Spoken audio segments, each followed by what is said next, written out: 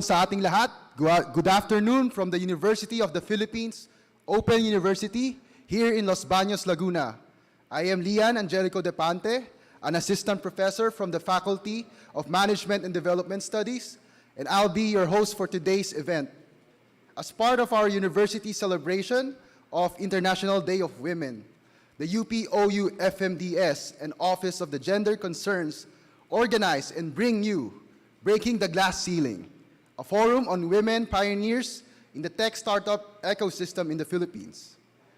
We're currently live on site and via live stream at the networks at UPOU, at our UPOU Facebook page, and the UP Open University YouTube channel. This afternoon's program is groundbreaking for UPOU because we have the opportunity to share with you, our audiences, the intersectionality of our gender and entrepreneurial initiatives that will be offered sooner than you know. This includes the launching of the AA, or Associate of Arts in Digital Entrepreneurship, a newly institutionalized associate program under our faculty FMDS. We will also be sharing with you the Gender-Focused Research Repository, which is another initiative of the faculty, to allow us to have a glimpse and access to the various gender-focused researchers conducted by our faculty, staff, and students. Now, to formally open our program, may we respectfully call on our Dean, Dr. Joanne V. Serrano.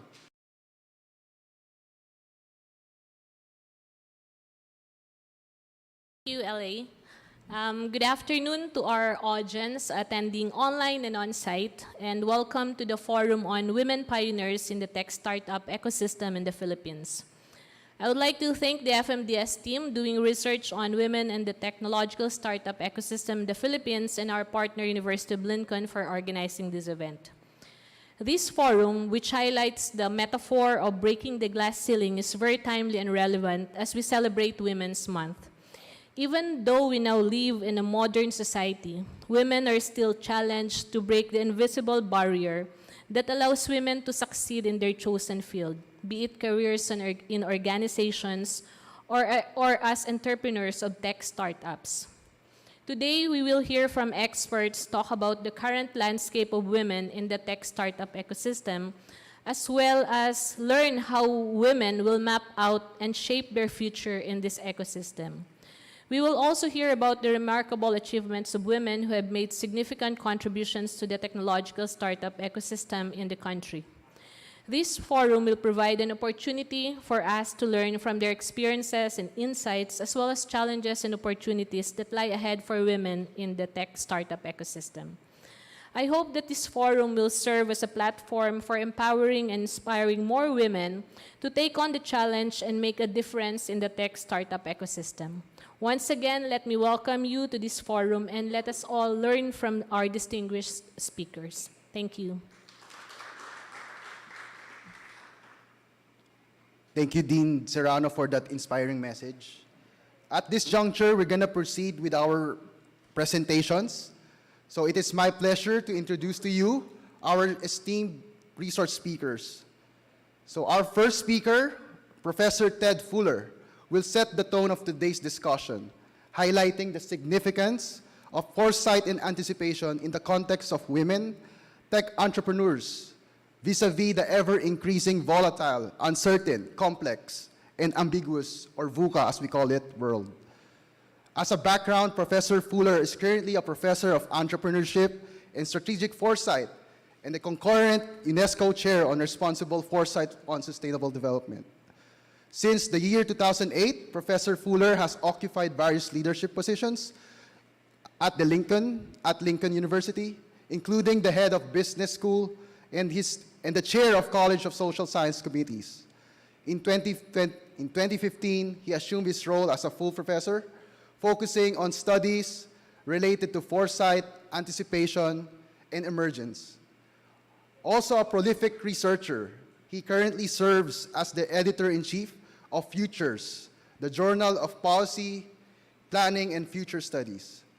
Outside the academe, he has practiced entrepreneurship, starting his business at the age of 19. Now, without further ado, let us all welcome and give a virtual round of applause to Professor Fuller. Thank you. Thank you very much. And good day, everyone. Good afternoon, mainly. I'll share a few thoughts and a few slides with you. I feel very privileged to be invited to speak to what will undoubtedly be part of a massive future for the Philippines and the people involved. And thank you for that. And let me share a few ideas and thoughts with you, which may help or, with your discussions later. So I'll share this. I'll share my screen with you, and if the slides don't move, please somebody tell me. So my title is Women Pioneers: Changing the Future for Good. I think you can see the message in that. Just for those that aren't aware, there are a few snapshots of the city of Lincoln in the United Kingdom. We have the cathedral, we have some modern university buildings, we have a pub called the Magna Carta, because the Magna Carta is the copy, one of the 4 existing copies of the Magna Carta is housed in Lincoln, and I noticed there's reference to that later in the talk. And just so you know where it is, Lincoln's in the East Midlands of the United Kingdom. And the UNESCO Chair on Responsible Foresight for Sustainable Development was established in 2019. We focus on North-South collaborations with institutions. We frame each project that we develop through a forward view, using future studies, alternative anticipation, foresight, futures literacy to stimulate transformative practices, which all of you are involved in, I'm very pleased to say. And we orientate towards sustainable development and the various goals. And clearly, gender equality and the quality of education, goals 4 and 5, are paramount in this discussion today. Here are some of the colleagues who work in the chair, including Magda Reed, who has built the relationship with UP. And my colleagues have various projects around the world. For example, it might be talking to a large group about ethical foresight in Morocco, might be running a workshop on women leadership in Brazil, might be training women educators and entrepreneurs on risk-taking in Jordan. We may be developing sustainable tourism in the north of India. We might be running courses on education for digital innovation in Africa. These are some of the activities going on. You can see more on the website, because I want to focus today more on our relationship, which we're just establishing with the University of Philippines Open University, a co-laboratory where we work together, using the future to inspire responsible actions in the present, encouraging imagination, focusing anticipation, building aspiration, and working in collaboration. And we're looking forward to a very fruitful partnership on that, with 2 projects currently well under development. I'll share some thoughts, given I've been researching technology startups, new businesses, small business foresight since 1992, I think. Some thoughts that I have from my research in the main. And I'll talk about entrepreneurship and strategic foresight, as that's how I was introduced today. The first thing to if you know about strategic foresight, about scenario planning, the first thing to say, for example, is that in small and medium enterprises or tech startups, that's quite a different idea from the corporations or government programs. It's strategic foresight. And I'll elaborate each of these points. A tech startup is what I would call a nexus of relationships and actions. It's a set of multiple, it's comprised of a set of relationships and getting things done, and really that's its business model. It needs to have it will only thrive in a functioning ecosystem to support it. And in any kind of nurturing process, such as a small new startup, love and care are important. Startup is a budding business. So remember Eros, the god of love and desire. Back to that shortly. So the environment in which high-tech startups are in is highly complex, highly dynamic. So just predicting and planning beyond the very short term is absolutely impossible. You can have dreams, you should have dreams, but that's different. So concentrate on making the future and not predicting it. Because, well, you're the people, the tech startups, the people supporting them, that explore and create better futures. Entrepreneurship's about creating better futures. And you, therefore, are society's foresight. You are the people looking ahead. You, the people having experiments, trying things out. Some fail, some win. And that's what your role is for society. You are society's foresight. This idea of a startup was a nexus of actions and reactions. So one of the research programs I carried out a few years ago ended up with an article in the British Journal of Management called Relationships Mean Everything. Because startups have very little economic or market power. They don't have a whole lot of money. They don't have a strong dominant position usually. Power comes through their relationships, their social capital, who they know, their interdependences, the way they trust others, the shared values they have with others, the mutual support they give each other. This is where their power comes from.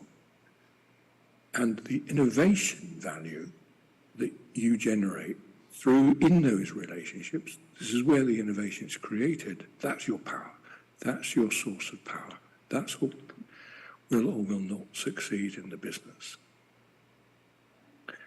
So the functioning ecosystems, the strongest entrepreneurship and innovation cultures with the most startups and so on, have strong institutions, maybe private institutions, maybe public institutions, maybe the way venture capital works, for example, that invest in and support. So those include the family, they're part of the institutions that support. That's kind of important, particularly with women entrepreneurs, how the family is managed. Banks, the education system, buyers, the credibility of women entrepreneurs with buyers, and the supply networks with the venture capital, with the investment, with markets. Having a functioning ecosystem that provides support is vital. Because society changes, and again, entrepreneurs are about change. Society changes itself from within. It doesn't have change, well, it can have change imposed on it, and this is the issue about free society, of course, freedom to act. It can change, but society changes from within through autonomous codependency. So each agent is autonomous, but together they create something different. So high-tech startups are emergent, they're unstable, their products, services may be short-lived or ephemeral, here and disappear. So what kind of foresight is needed in such a situation? And I talk about Eros, which came from years of research with colleagues on both women-owned and male-owned small enterprises, and particularly those innovative enterprises. And I connect that in my thinking to anticipation. And it all starts with how you maintain your sensitivity to the environment and how you judge and anticipate success or failure for what you are trying to achieve. And the point about entrepreneurship and anticipation is it involves action, as I said, a nexus of actions. So how do you act to hold something in place because it's looking good, or how do you act to disrupt because things are not going so well, not going how you planned, so you need to change. And this simple model, how are we anticipating a good future? Let's try and stabilize that into a business model. Are we anticipating things not turning out the way we wanted? Okay, what do we do to change that? As simple as that. So experiments, first of all, think about your tech startup as an experiment. It could go wrong, try things out, fail fast and learn, as they say these days. But try things out. If you're going to fail, fail fast, move on to the next thing, try it out. Gradually build and gradually develop. Don't bet the house on every single idea. So that's one thing. Experiments, hugely important. Secondly, who are you? What's your sense of self? What's your self-identity? How do you present to other people? How do other people see you? And work on entrepreneurship, someone identified this idea that entrepreneurs have a defining commitment to resolve a disharmony, as the original article said, but to do good, to change the world for the better, to create value, and defining commitment to do good, and makes you what you are and who you are, and gives you the strength to continue, really to believe in yourself. Thank you. The organizing domain, that is to say, how you stabilize emergent novelty that was working through successful experiments, and then you start to embed that as in patterns of behavior. You try and repeat and create value through the way you organize. And finally, to maintain sensitivity conditions, that you continue to anticipate change, you continue to monitor the environment through the relations that you have, and to sense if something needs changing in management and creation of new enterprise, and creating the emergence of a novel enterprise, which is what high-tech startups tend to be. And my first point was your actions are highly important. You can either stabilize something if it's working and start to make it grow in a particular way so that it creates and captures value, or if it's not working, you have to change. So you create instability and disruption in the first instance before you can start to do things that create stability. And your decisions about what to do are very much bound up in your anticipation of what will work through the experiments that you carry out, the small tests, small projects. Is this working? What happens if we do this? What happens if we do that? There's a lot of work like that goes on in high-tech startups. And I've had a couple myself of those. Fail fast and learn, as they say these days. The second aspect of Eros is about your own identity, yourself as a person, what you feel about yourself, what you do every day to shape the sense of who you are and what you're all about. And researchers found this idea of a defining commitment that entrepreneurs have to do things well, to do good, to create value for society. That's how business succeeds, by being better than other people. Makes you what you are and who you are, gives you the strength to continue by believing real defining commitment in what you want to achieve, to resolve a disharmony, to create value in some way or another. Not necessarily as a pioneer, not necessarily as an entrepreneur. That's mainly not how you see yourself. You see yourself as a great scientist. You see yourself as a great communicator. You see yourself as someone who can change the world of digital technology or change the world of biotech, whatever it may be, for the better. The third area is how you then structure and organize when things start to work, how you develop a stable activity and stable model of patterns of behavior to start to generate value from the ideas, to expand markets and so on. But fourthly, to always keep in mind that conditions are rapidly changing, particularly in high-tech world. And so you need to maintain sensitivity to conditions, your anticipatory system, as you might call it, to sense and to act soon, rather than wait for too long. And that sensitivity and the way you organize and how you present and learn about yourself and how you do experiments are all in the context of the sets of relationships that you have and that you are building. because that's where the value is generated through those relationships, doing these kind of things. So to summarize all of that, if you think about entrepreneurial foresight, exists as a commitment to a particular identity, a pioneer for good, or a really brilliant technologist, or whatever it is that you want to change, becomes manifest through a series of trials and experiments in a high-tech startup.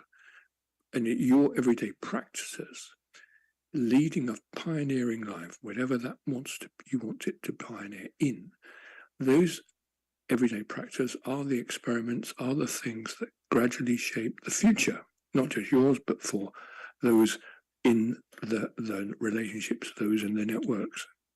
And it may, become contagious and spread further, become a bigger scale.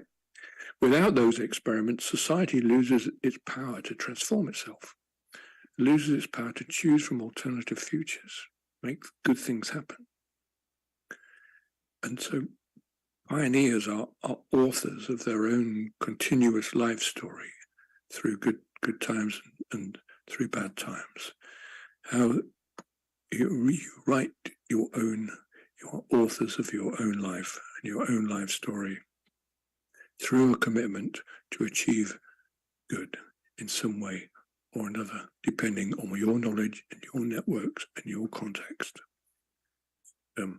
So I leave you with the question then, for you to ask yourself, who makes your future? Thank you very much. Thank you. I hope you received the message this time through.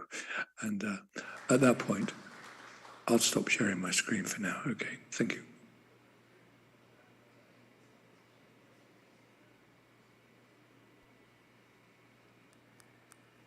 Thank you, Professor Fuller, for that insightful discussion. You've highlighted the significance of looking holistically at often overlooked factors such as networks, institutions, and whatnot. So thank you, Professor Fuller, for that wonderful discussion.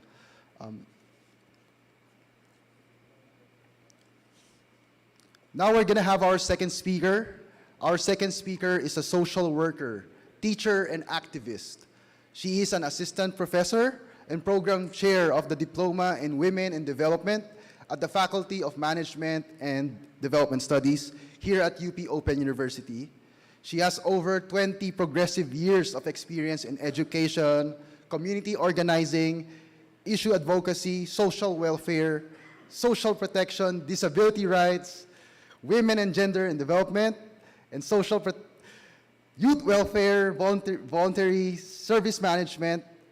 Dr. Malu, or as we call her, Dr. Malu, Maria Lourdes Jarave, served as an undersecretary of the DSWT, Department of Social Welfare and Development, from 2016 until 2018.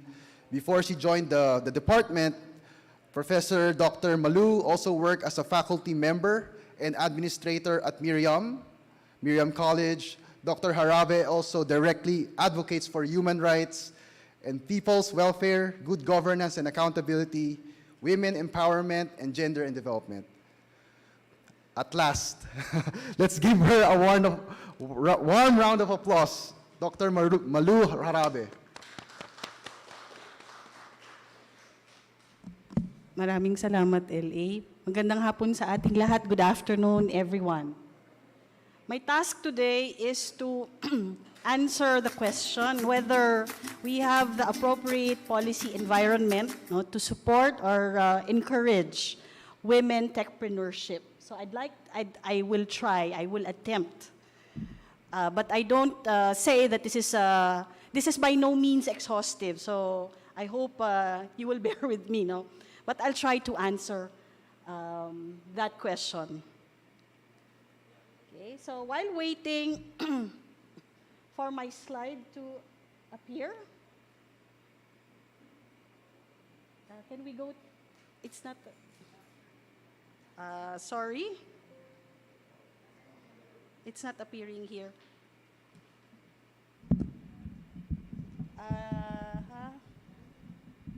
Okay.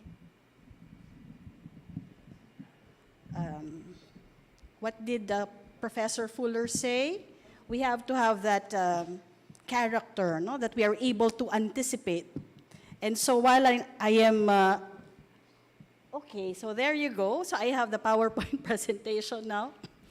So let me try, no, I will attempt to answer that question. So does the policy environment that we have in the Philippines actually promote, support, or encourage women entrepreneurship or entrepreneurship in the tech startup sector? So, okay. Can we go to, it's not appearing here. I wonder. Okay, so while waiting for it to show up,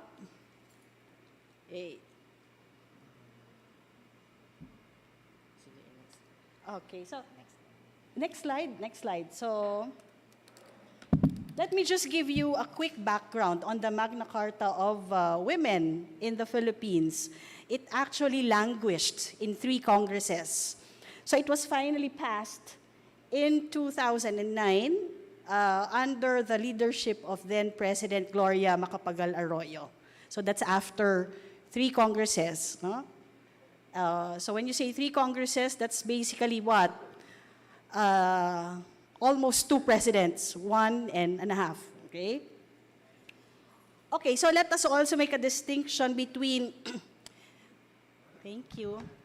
Because when the Magna Carta was being talked about, it started as Magna Carta for women. And then eventually it became Magna Carta of. Why? So we have to make a distinction between the two. The 4 is, you know, it's as if women are what? Passive recipients. But then, because of the active, we have a very vibrant women's movement here in the Philippines.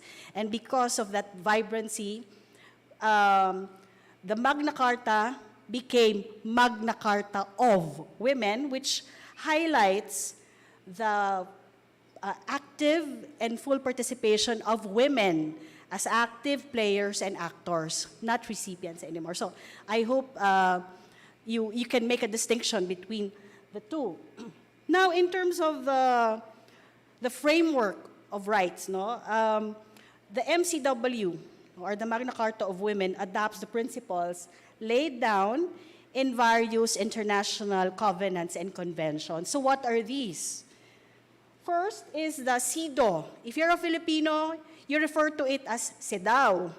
But if you're outside of the country, you would refer to it as CEDAW, right, Dr. Fina? Anyway, CEDAW is Convention on the Elimination of Discrimination Against Women. So quite a mouthful, but essentially the CEDAW is the mother of all covenants and conventions referring to the rights of women. The other is the International Covenant on Civil and Political Rights, or the ICCPR. The next body or the next convention would be the CRC, or the Convention on the Rights of the Child. Also, the International Covenant on Economic, Social, Cultural Rights, or the ICESCR. And the most landmark part of the Magna Carta of Women is the recognition, finally, that women's reproductive rights are considered important rights. Okay? So, in our discussion, we have to emphasize the interaction of the productive and the reproductive realms. So in the Magna Carta, this is highlighted. It cannot be subsumed. It is a very integral, important part of the law. Okay, so next slide. Okay, so it's a full slide, but let me help in unpacking. So when you see that slide, there are 4 important elements that we have to take note of. One is the declaration that the law is there basically to eliminate, or there's the intention to eliminate all forms of discrimination against women by recognizing, protecting, fulfilling and promoting the rights of women, especially those in the vulnerable sectors, no? Especially also those in the workplace. The law also covers various areas such as education, training, employment, health, and social protection, among others. Next is that this is very important. It is not optional. It requires the government and other institutions to provide equal opportunities to women in terms of access to employment, training, benefits to ensure that they receive the same pay as men for equal work of equal value. And finally, the law also mandates the establishment of mechanisms and programs to promote and protect women's rights and welfare. So those are the, how many? 4 important elements in the definition that we have to remember. So in a nutshell, okay, so I can, I can spend the whole day discussing each, but basically what you see on the screen are the different rights, afforded by the Magna Carta of women, especially for women coming from marginalized sectors. Okay, so I will not discuss each one. So the next question is, how does the MCW intersect with technology? So let's find out. While there's no specific law that highlights the role of women in advancing technology and investments, I think the fact that the MCW promotes equal opportunities, is, a good policy framework for that, okay? And also the fact that it's highlighted in the MCW, the equal pay for equal work. So that's, in Filipino, we call it tungtungan, or the anchor, okay? And so what the question now is, would this be enough, Would this be enough to address, so I've heard, this is, well, in a way, some are anecdotal, but some are also coming from the literature, the challenges faced by women in techpreneurship. That's why we have this research endeavor, because we want to find out, we want to drill down. But so far, we're hearing that there are gender biases and stereotypes, according to some that we have talked to. There's also a lack of female role models and mentors, and there's limited access for funding and resources. So would the Magna Carta be enough as a policy framework to address these challenges? Okay. Can the Magna Carta enable the participation of women in techpreneurship? I'd like to believe that the MCW can encourage participation. Tama ba? Okay. The MCW can encourage participation of women in technopreneurship in several ways. One, the fact that the law promotes equal opportunities for women in all aspects of employment, including the technological sector. This means that women should have equal access to job opportunities in technology and other fields, and should receive equal pay for equal work, regardless of gender. By ensuring that women have equal access to job opportunities and fair compensation, the MCW can help level the playing field, for women in techpreneurship. Next is that the fact that the law mandates establishment of mechanisms and programs to promote and protect women's rights and welfare. This can and this should include participation of women in the STEM fields. So what are the STEM fields? Science, technology, engineering, and math. Okay. Also, this could include mentorship and networking opportunities, and increased access to funding resources for women-led startups. These programs can help address the challenges faced by women in entrepreneurship, such as gender biases and stereotypes, a lack of female role models, and limited access to funding. So overall, when we look at the MCW, it can play a significant role in promoting gender equality in the workplace and in techpreneurship. You know, just looking at this framework. However, like what was mentioned by Professor Ted Fuller, who will define your future? No, it is in the hands of us women. It is in the hands of women entrepreneurs. So much work has to be done. Okay, and so I end with that, and let's all work towards gender equality and women empowerment, and work for a society that is inclusive for all. Thank you. Good afternoon. Magandang hapon po.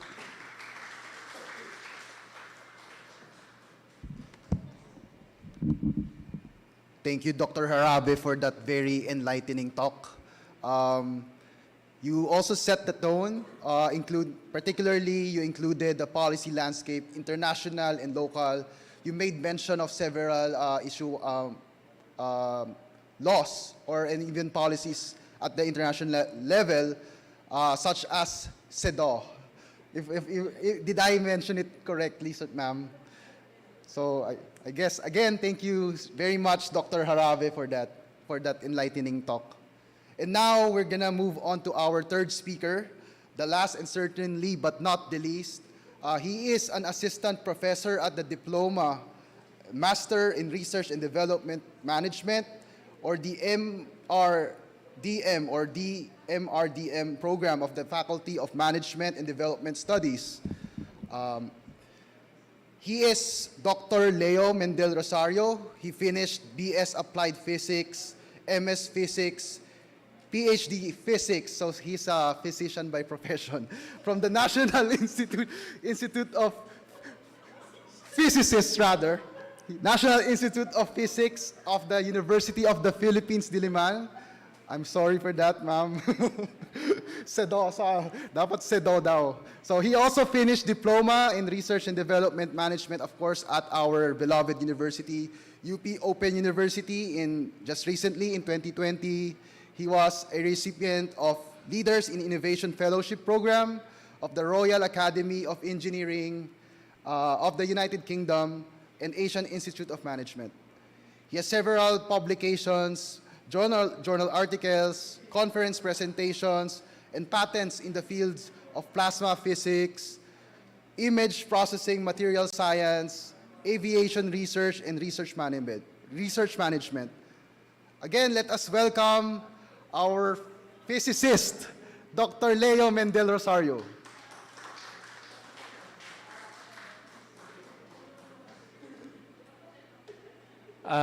Thank you very much, Leah. No? I'm an aspiring physicist, aspiring physician, by the way.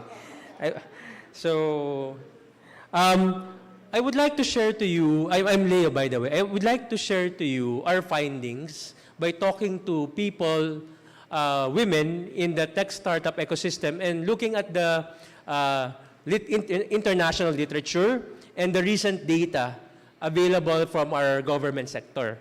So my talk is about women involvement in the Philippine startup ecosystem. So for those who are new to startup, startup is any person or entity which aims to develop an innovative product, process, or business model. This is the definition being used by the Department of Trade and Industry. So popular Pinoy, locally grown tech startups are GCash, I think you're familiar with this, Paymaya, Kumu, and Caliber. So Filipinos developed these startups, or grown these startups. Now, in terms of the Philippine startup, it is very promising. A recent news came out that $1 billion were poured in the Philippine startup in 2022. And a quarter billion dollars was in venture capital. So the Philippine startup is very promising. And a few years ago, in 2021, the Philippine startup Philippine startups are valued at around 32 billion pesos, and we were considered or ranked or belong to the top 100 emerging ecosystem in the world.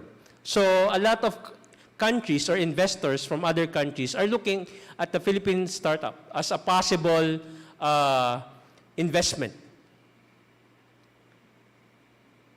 Now, how do we relate the startup, our local startup to gender? No? As a matter of fact, we are one of the top countries with a low gap index.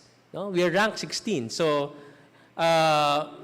we say that gender equality here is better than other countries. Okay? And aside from that, we have Magna Carta for Women, which ensures equal opportunities in employment. But the question is the Magna Carta for Women also applicable to investment? Because startups need investment to grow and be viable with the market. Okay? Now, by talking to women in the ecosystem and looking at the available data, the question is there gender equality in our local startup ecosystem? Okay, that's the question. And I would like to answer this question by giving you women representation in different sectors. The startup sector, the government support sector, the non-government organizations, and the venture capital and investment sector. Also the incubator sector. Okay.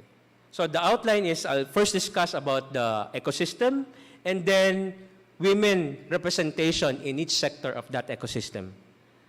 So a startup ecosystem is a community of people involved with startup. So of course you have the startup. Of course you have an incubator. An incubator is a facility where they support the startup in terms of mentoring, in terms of business, because most people who develop the technology are not keen or trained in business, like having business model canvas, go-to-market strategy, and the like. No?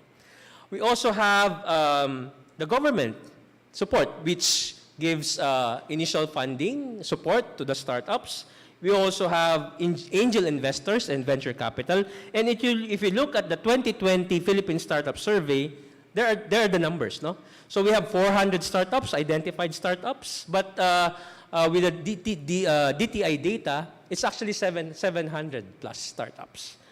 There are 35 incubators, 40 venture capital organizations. Now, a data from the 2020 Philippine Startup Survey where they conducted a survey for 111 respondents. So this is not conclusive because you need to get women representation in terms of the founders of that startup for 700 or more. But the respondents are only 111. But looking at this data, there are only 22% female founders. So, well, there's an indication that most of the startups are led by men. Okay? Now, DTI are supporting regional startups, and they have documented the different startups on the different regions, but there is much data to be recorded, and from Baguio, Cabanatuan, and San Fernando, as you can clearly see, most of the startups are led by men. No? There are still few women founders. So maybe the question is, why is this the case? Since this is a tech startup industry, is this related to the STEM, women representation in science, technology, engineering, and mathematics? Okay? So this is the picture for the regional startups. But one good observation is that women-led startups are more keen on solving social issues. Okay? Unlike the male perspective on business. Okay? So from the study of Ashoka, they said that women tend to work more towards inclusive communities along social-cultural sensitivities and fault lines helping those who are underserved due to their sexual orientation, religion, race, and ethnicity or language. So basically here, women create startups for the common problems, maybe in the household. As an example, I want to feature from Ms. MK Bertul for her startup FH Moms, no? So this is an online platform wherein housewives would be trained for remote work. Okay? So it helps the family if there are more sources of income. Okay? But there are a lot of other examples on women startup on social issues, or we call them social enterprise. Now, the next question, how about the government sector? Because in the startup, there are fewer women founders. How about the government? Are there a lot of women leading the government sector for startups, for the startups? Well, I can answer that we have a very good representation. Actually, this is the women in government supporting startups are leading. This is a female or women-dominated sector. As a matter of fact, we have Yusek Aldaba, Yusek Bendia, Yusek Batapa Sige.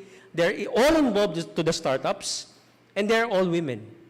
That's for the top management. They design and plan programs for the startups. How about on the middle management who implements these programs and projects? Well, the answer is, again, this is female-dominated. That's a good thing, no? So, Dr. Lilian Salonga from DTI, Ms. Russell Pili from DOST, and Director Emilio Delfin. Okay? So, this is a good thing. But there are also expectations that gender mainstreaming or the gender component should be in the programs and policies for the startups because they are themselves women. And since Ms. Russell Pili is involved in the middle management of DOST, she actually proposed this, Women Helping Women. They are funding women-led startups, especially those women who are on the social enterprise. Startups that would solve social issues of our country. And they have a yearly call for this. They give initial funding for women-led startups. How about incubators? These are the support group to mentor, to network, to give office space, even office space, because the startups, early startups do not have funding for this. They need some financial support, mentoring support, networking support. Now, to do this, I've looked at the different incubator or innovation hubs in the country. And one of the popular innovation hubs is QBO.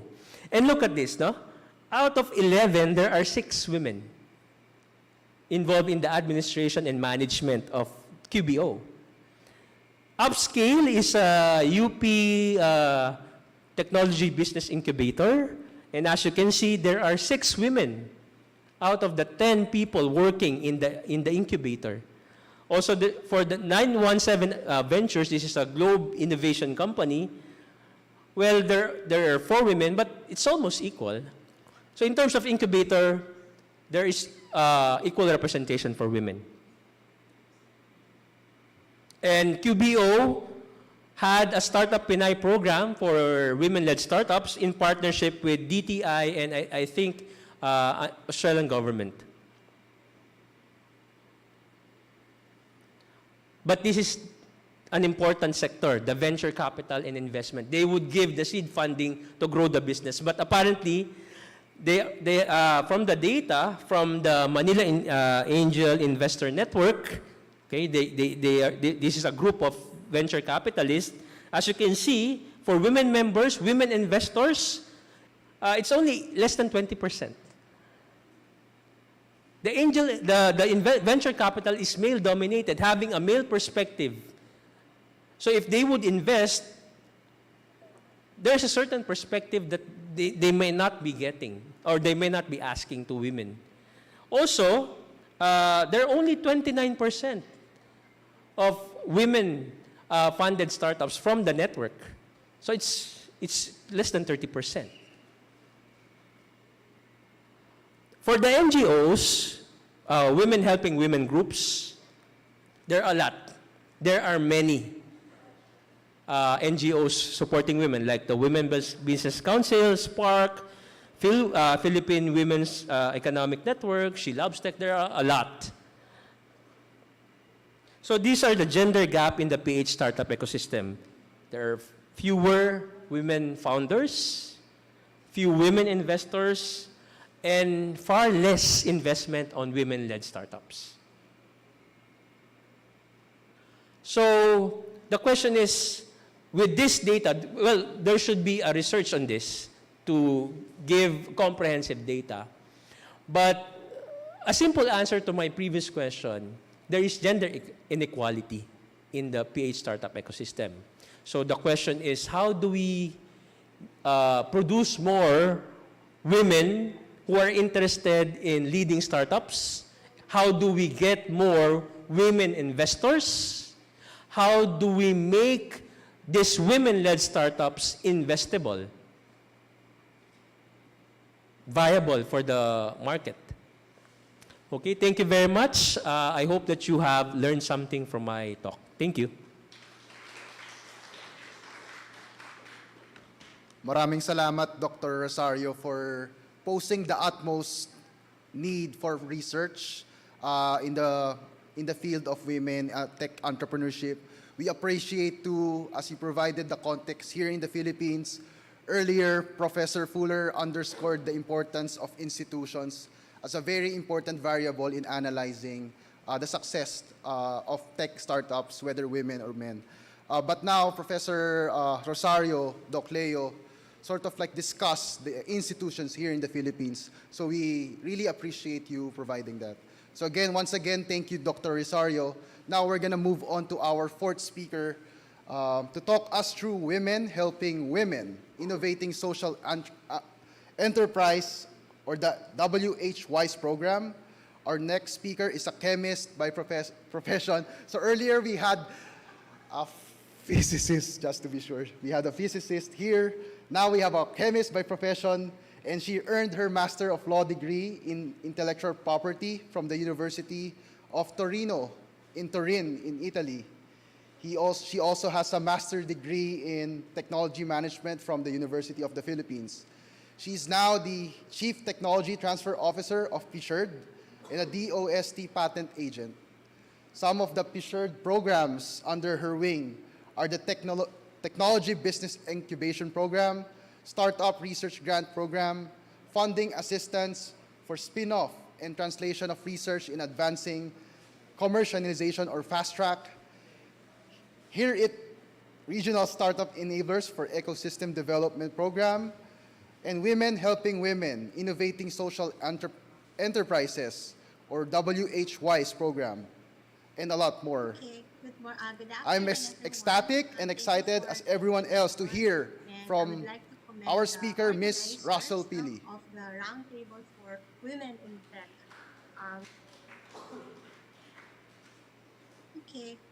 Good afternoon, everyone. Thank you for the invitation. And I would like to commend the organizers of the Roundtable for Women in Tech. So for the University of the Philippines, Open University, thank you for having this program. So I would be presenting one of our recently newest programs under the Department of Science and Technology, Technology Transfer, and Startup Development track. So this is the Women Helping Women, Innovating Social Enterprises program. So next slide. So the Philippines actually ranks high up in the gender parity ranking in the world, especially in Asia. We're also in the 16th. So we actually don't have much of a problem when it comes to opportunities for women. And there are a lot of organizations out there that provides guidance, help, support for women and women entrepreneurs. So there's a lot of there.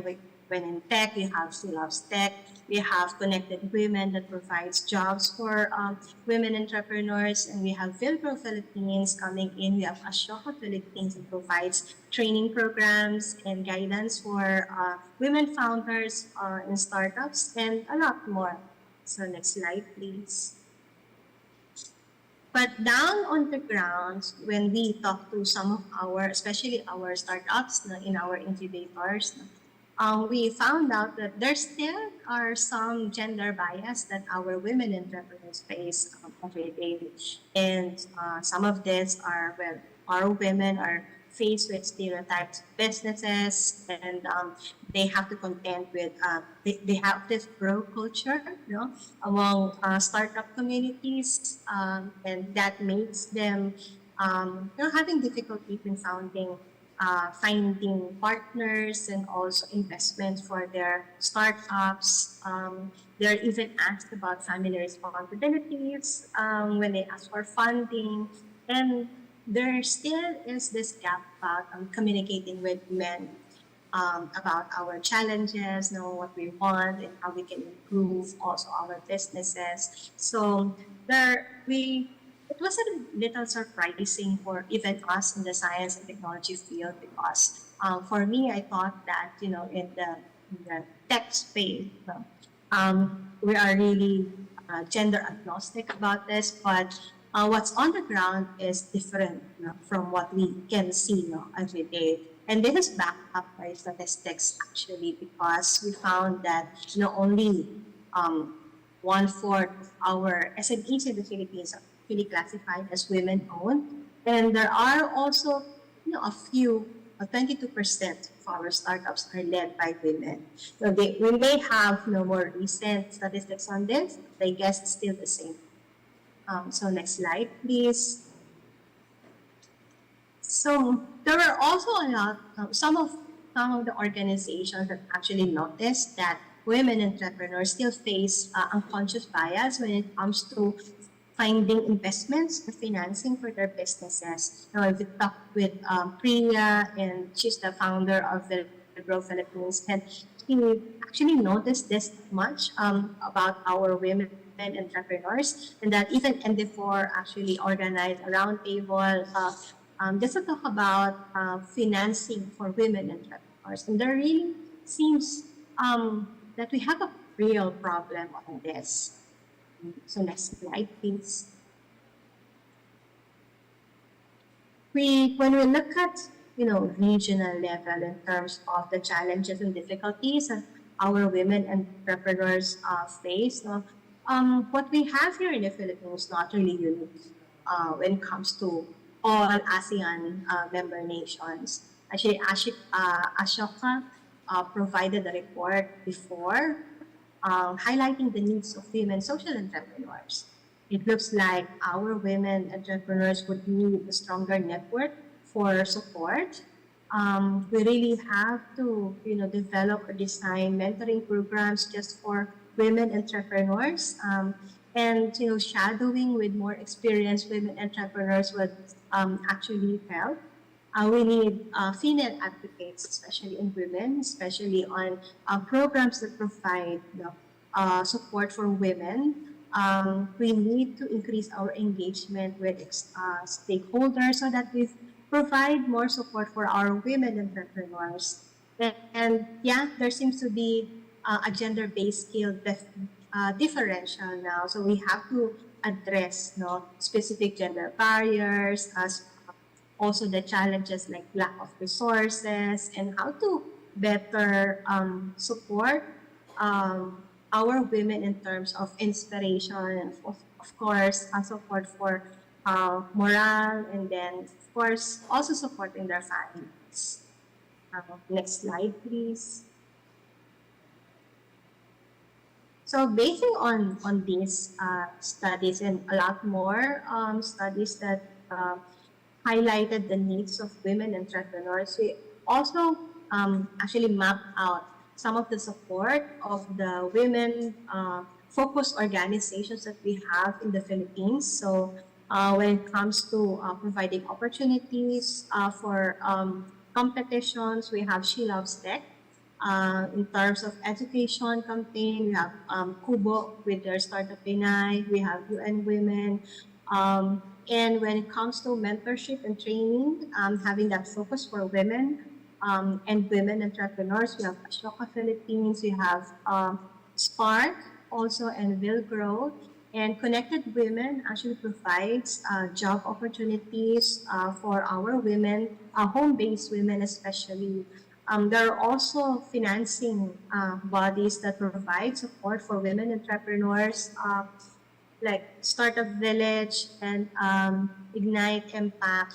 But there seems to be a gap when it comes to providing support on technology and early stage grants and incubation and guidance for women entrepreneurs. I know only of Vilgro that provides specific support for women entrepreneurs in their early stages and in incubation. So this is where we think that the Department of Science and Technology can really play a major role. And providing technology would actually increase the capacity of our rural women to be part of the global economy, as what opportunity international have actually observed. Next slide, please. And we wanted to focus on social enterprises that are led by women founders. And why? Because as government, we wanted also to have also help communities more. And to be able to multiply our support, we wanted communities and founders and entrepreneurs that would support also other communities and other entrepreneurs as well. And women tend to work more towards helping inclusive communities. So that's actually a good match between what the government actually aims for and what these women-led social enterprises are actually working on. Next slide, please. And that's how we designed our program on the Women Helping Women Innovating Social Enterprises program. We hope to bring in more partners that supports women entrepreneurs. We hope to also partner with government and other women organizations so that in the end, they will be able to support these women organizations to increase or scale their businesses. We also will provide grants for early stage grants for these women to prepare them with, for more responsibilities and for more investments in the future, and also guide them, incubate them so that they can grow and scale up in the future. So in essence, this program is all about preparing our women entrepreneurs to become investable and scalable in the future. Next slide, please.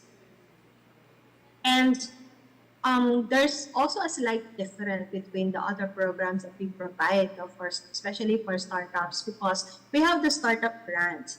And the startup grant is more focused on innovation, on what the startup can provide in terms of tech, and what the tech can do in changing the market landscape. But on the other hand, you know, the WHY's program is all about helping communities. And it's all about, you know, focusing all our efforts on helping the women founder and her enterprise provide more impact to communities. Next slide, please.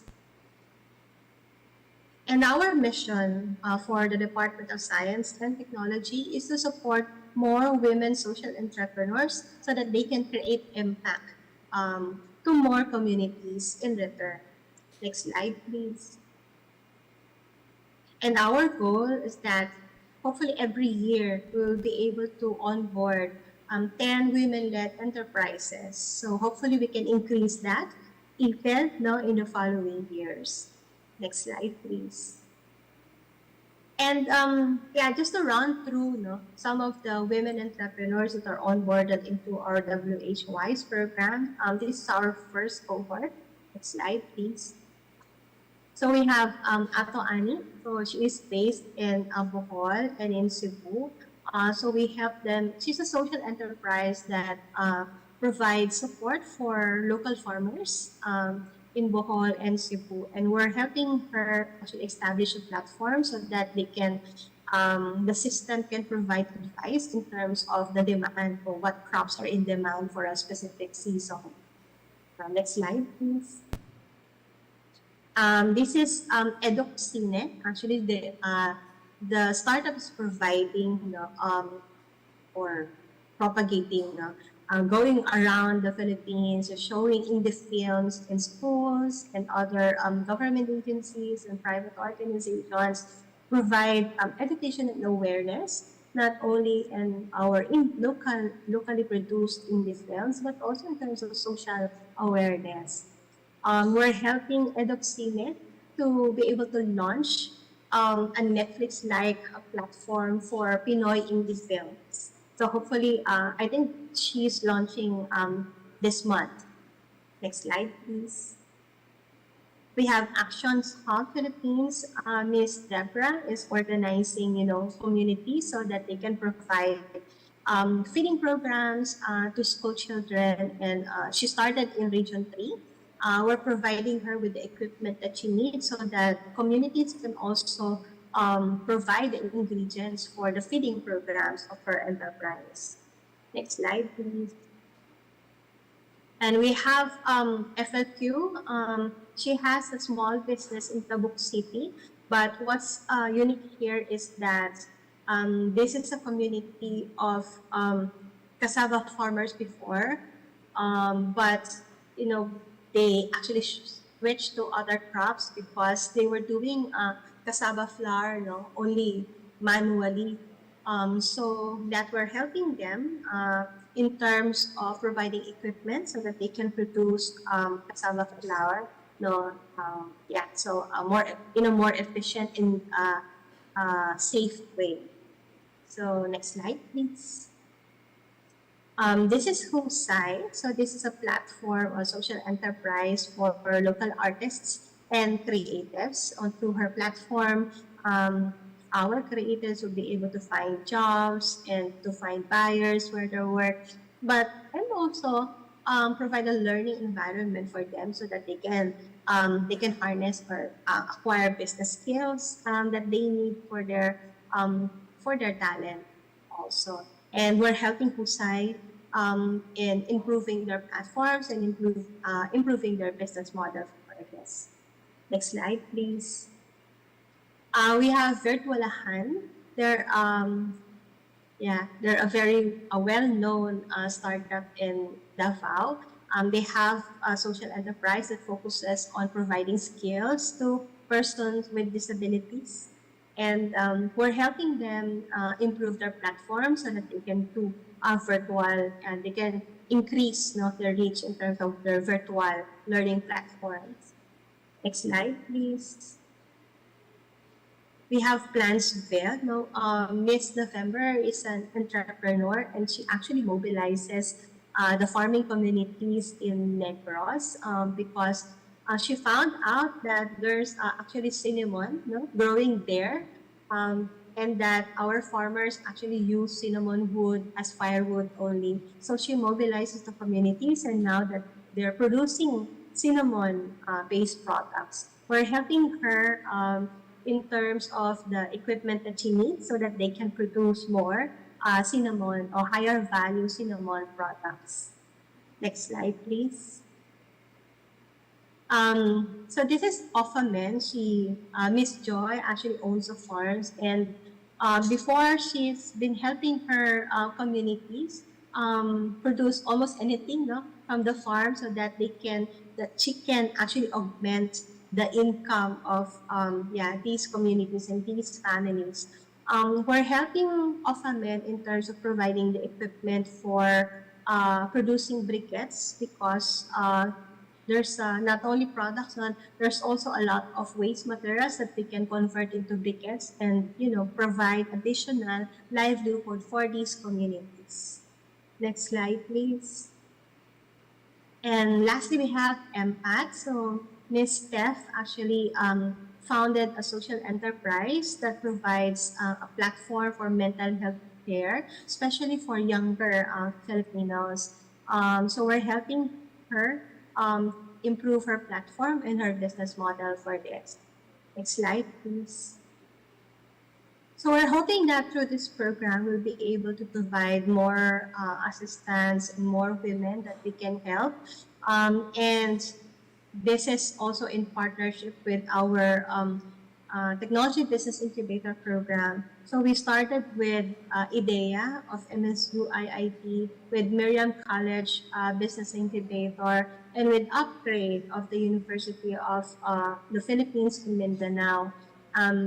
Hopefully, for this year, we can actually involve and spread the incubation design that we developed through this program to all our 32 incubators around the country, so that we will have more opportunities to provide support to our women entrepreneurs. Admittedly, we started very small with this program because we only targeted 10 cohorts. But hopefully in the future, with the support of our other partners like PhilGrow, we have Bayan Academy, we have Social Enterprise Academy, improve on our program offerings. Hopefully we can propagate this, the design, the mission, the goals of the Women Helping Women Innovating Social Enterprises program to all corners, in all regions of the Philippines. Hopefully that also our support will increase through the program, and that we can actually help more women entrepreneurs. Next slide, please. Yeah, so that's my last slide. So thank you again so much for the organizers and of inviting us in your roundtable discussion. We look forward to what you will agree on, what we will do together in the future. So thank you so much.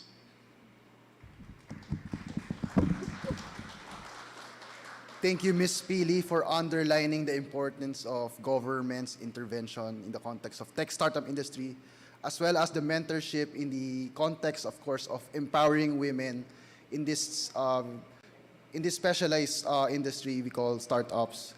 Of course, this was exemplified by Ms. Pili by discussing the case of DOST's Women Helping Women program.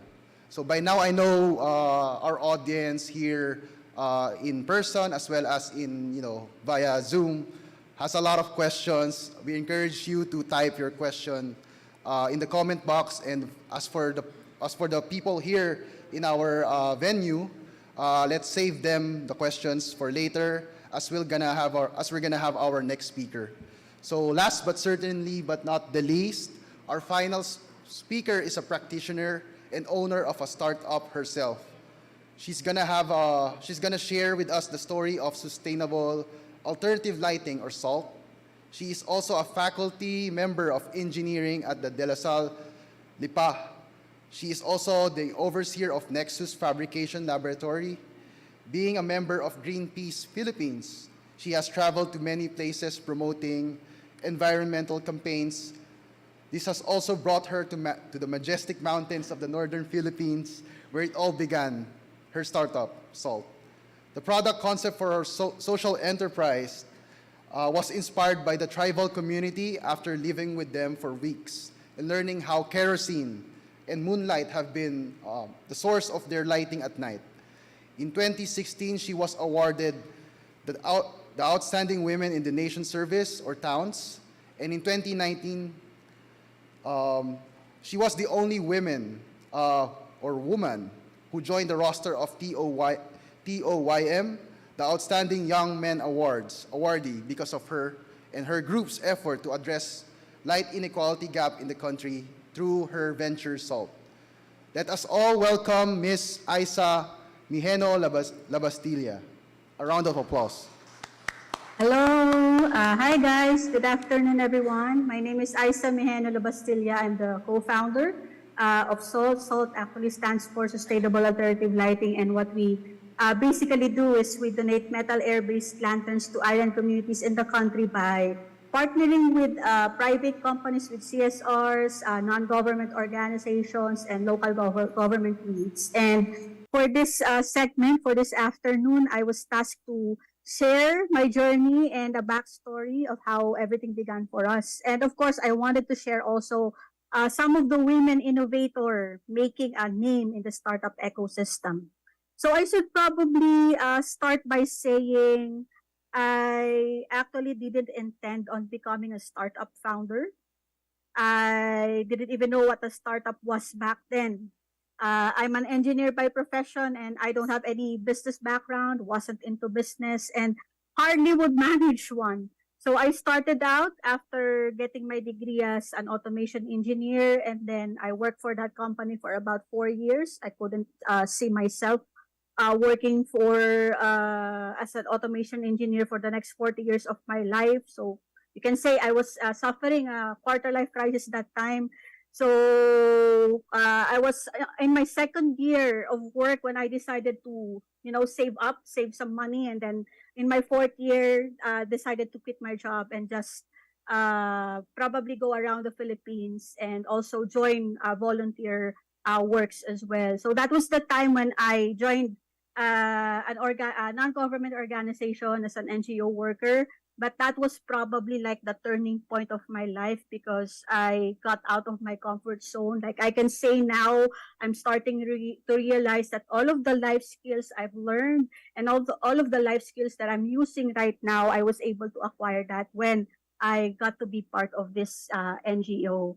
So I can also say that was where the inspiration started with regards to developing the product that we have now. But since being an NGO is more of an advocacy, I was only there for about a few months, than a source of livelihood. All of the money that I was able to save when I was still working as an automation engineer, I've exhausted all of that down to the very last cent. So I had no other choice. Even if I love doing NGO work, I love going around the Philippines and meeting new people, I've got to move on and move forward and find a more sustainable job. And I can say all of those events that happened, all of the decision making that I made actually it culminated and formed the social enterprise that we have. I'd like to identify ourselves as more of a social enterprise than a tech startup. So that's the time when I got to be part of the academe. I got to be a faculty member of De La Salle Pa, where I also graduated during my undergrad. And that's also the time where I was able to use all of the, of course, equipment that we have in school to start designing and innovating the lantern that we have. So being part of the academe was a crucial turning point for SALT because this is where I got to focus on the developing of the technology, and as well as transforming it into a business with the help of a local startup incubator. That's why incubators are very important since, as I told you a while ago, I'm an engineer by profession. I don't have any business background. So the incubator that we got ourselves involved in was the one who helped us with everything in terms of course, thinking about the business model, customer empathy map. Those words are jargons to us back then, but it really did help us when it comes to building a more sustainable way of doing things. Because at the end of the day, if you wanted to scale your impact, you have to make it sustainable. So if you're not familiar with a startup incubator, they are unique organizations that function as a springboard for early stage businesses and startups with the goal of providing specialized tools like what I've told you, those business model canvas, customer empathy map, and of course mentors, the network that you need in order for you to of course gain knowledge about startups needed for startups to grow and innovate. So we were one of the 10 incubatees back in 2014.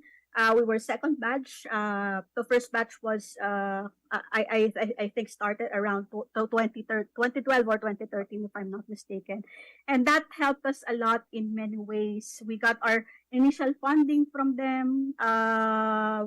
We also have undergone the 6-month program where we were mentored by these amazing serial startup founders, serial entrepreneurs, and angel investors and early adopters of the product. So um, 2014 was also probably the year when we made a name for our startup after winning our very first international startup competition, which landed us a few significant partnerships, which includes the entity that would help us with at least the engineering run for a few units of the Lantern before, of course, proceeding with the mass production with the help of the funding that we received from the competition. So we were able to get that's also one of the things that's very essential when you're trying to start a business.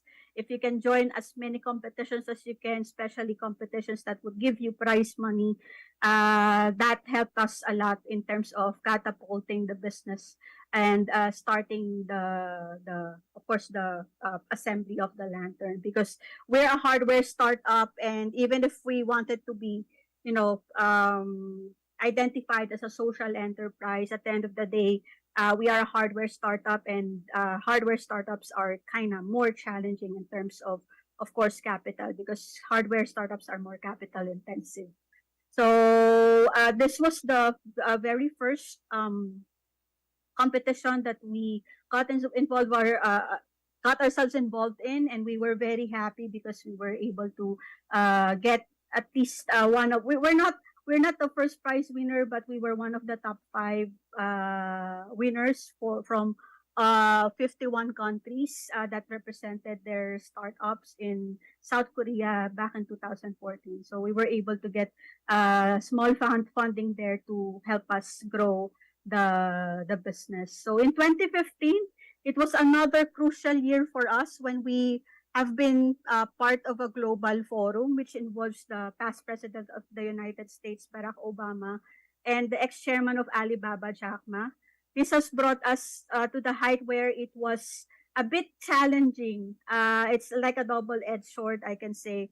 A bit challenging to manage because we receive a lot of inquiries about the Lantern, although we were still in the middle of course, product development back then. So the backstory behind this special stint was something out of a fairy tale, I can say, because it was just it was a combination of hard work and just pure luck.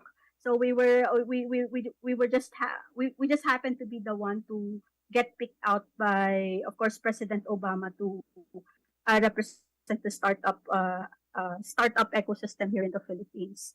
So we were in the development stage for a few years.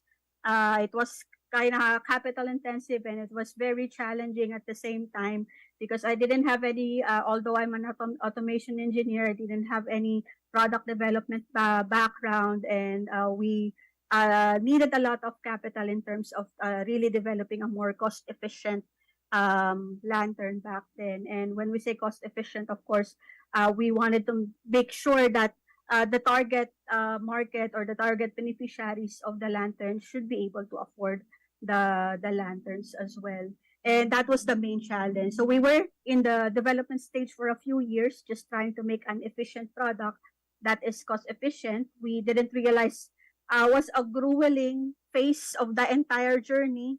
Aside from the fact that it was capital intensive, it was also emotionally, physically draining, to say the least. That's why I also try to, of course, encourage my students to enter the startup world, that they have another option aside from getting employed or getting an employment.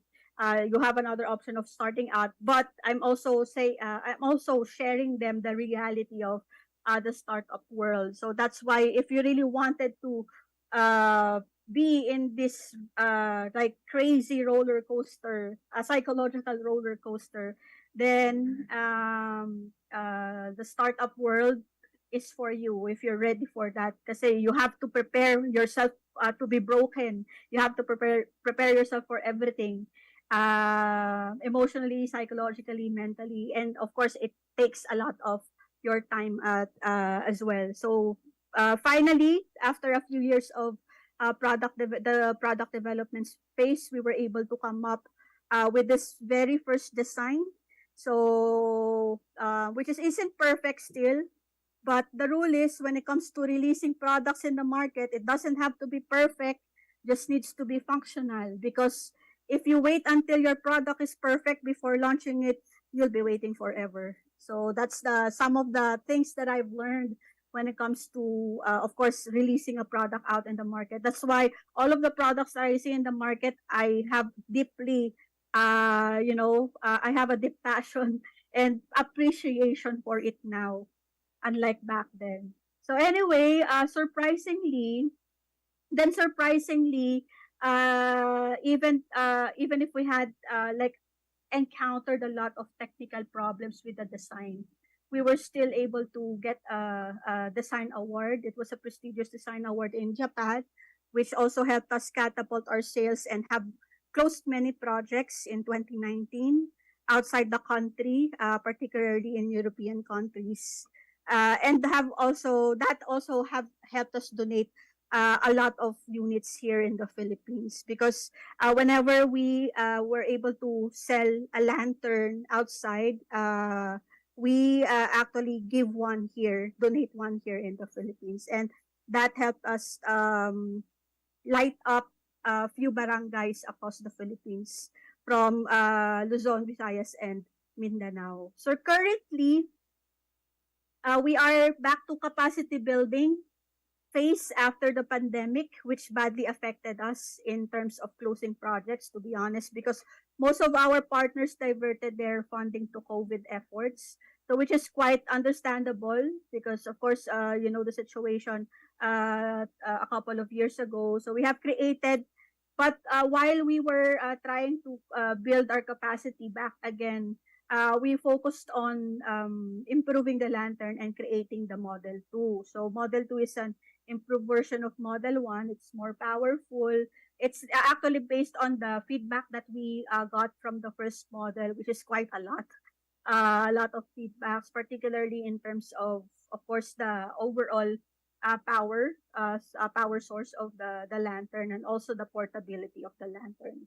Because if, as you can see, it's kind of big for a lantern. So anyway, this isn't just about my story, but also I want to share some of the female startup rock star making a name for herself in the local startup ecosystem, especially right now in the startup ecosystem here in the Philippines. No, first I've already met her in person. She's very cool. We have Carmina Bayongbong, who is actually the founder of Invested. I'm sure you've already heard about her startup Invested. It's a student financing platform for unbanked Gen Zs. It empowers under-resourced youth in their journey from education to adulthood through a high-tech, high-touch human development program. So that's what she's trying to address. And as you can see, like what Dr. Deo said, like most women are really engaged in, solving real-world social problems. And that's what you're going to notice about all of these women founders. So next we have Angela Chen Delantar, who is the co-founder of Escuelabs, venture-backed EdTech, also about education technology, startup transforming people and teams with data skills education. She has 10 years of experience creating shared value between business and society through innovation, financing, and business models. So next we have Camille Ang, who is the co-founder of Hive Health, a digital healthcare insurer, provides employees and their loved ones with easy, affordable, and quality health insurance through a user-centric data science-powered technology platform. So next we have Amanda Kua, who is the founder of Backscoops, a media startup with a newsletter that makes it fun and easy to stay informed with every Southeast Asia business and startup. So next we have Jessica De Mesa, who is the founder of Kindred. I'm sure you've also heard of this startup before. It's a startup which provides Philippine women with much needed healthcare services. So most of their startups are also focused on women's health, which is a good thing. So next we have Michi Ferriol, who is the co-founder of Kada Career, a startup nonprofit that provides career development support and resources to underserved Filipino youth hoping to enter the digital space. So next we have Jojo Gumino, who is the co-founder of Agraba Marketplace, the Filipino farmers and fisher folks new marketplace. So next we have Rebecca Hirsch, who is the founder of the FinTech Tang. It's a social venture that is focused on providing access to financial services to millions of adults without bank accounts in the Philippines. So next we have Mel Nava, who is the co-founder of One Export. So One Export is a one-stop end-to-end platform for cross-border trade. And last but certainly not the least, we have Aiko Reyes, who is the co-founder of Peddler, which helps businesses to leverage power of technology. So now we have a lot more, but if I'm going to like include all of these female rock stars that I know, this is just 10 of them. I know a lot more. It'll probably take me the entire afternoon to introduce you to all of them. But the point is of this slide is just to show you that women are also able to, create their own space comfortably in the ecosystem. Although there are, if you're going to compare that to the male counterpart, we're still like less than 20%, I guess. And the demographic is continuously growing, and evolving. Hopefully, that would be the case. We are still in the infancy stage of the startup ecosystem, but I think everyone is welcome to be part of it. When I was still an incubatee, a female incubatee, I didn't feel any challenge when it comes to being a female startup founder. In fact, I was receiving an equal opportunity against my male counterparts when I was still an incubatee. And hopefully that would still be the case now as women are getting more involved in the STEM field to be part of tech startup. So before I end my presentation, let me just show you a short video clip of what we do and what we offer as a startup or as a social enterprise, so you have an idea of what SALT is all about. Mia lives together with 7 other members of her family. We usually rely on this rechargeable battery. Does the battery work okay for you? It's small, so it doesn't last very long. Then it takes 1 day to recharge. It lasts 5 days. Where do you recharge the battery? We have to carry it 10 minutes away for that. Each time we recharge, it costs 50 pesos. We do it 4 times a month, so that's 200 pesos. That's the same as a regular electricity bill. That's right, so we can only use a lamp in one room. When you think about it like that, it's more expensive than having a normal electricity supply. Having a little more light makes life easier. It's hard to live without electricity. At night, all we can do is sleep. Concerned about the cost of recharging the batteries, the family typically uses no light after 6 o'clock in the evening. This is a prototype of the salt lamp I brought to show you. Let me show you how to use it. All you need to put in is water and salt. It works with seawater too. It's very simple. It uses salt you can buy at the market. You make salt water with the salt.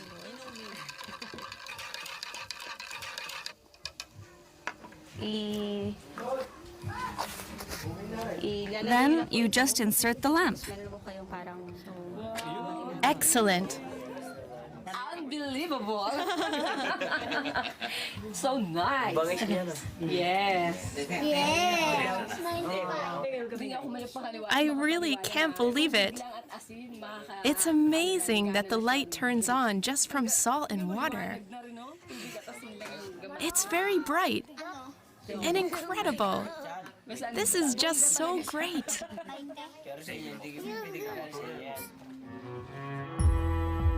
For the first time, the light from the lamp lets the children study at home, when until now they had to finish it at school.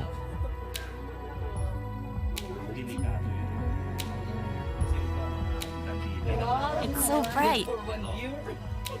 I really like it. What do you want to be when you grow up? Wow. Police. thank you very much for listening, and may you all have a wonderful afternoon.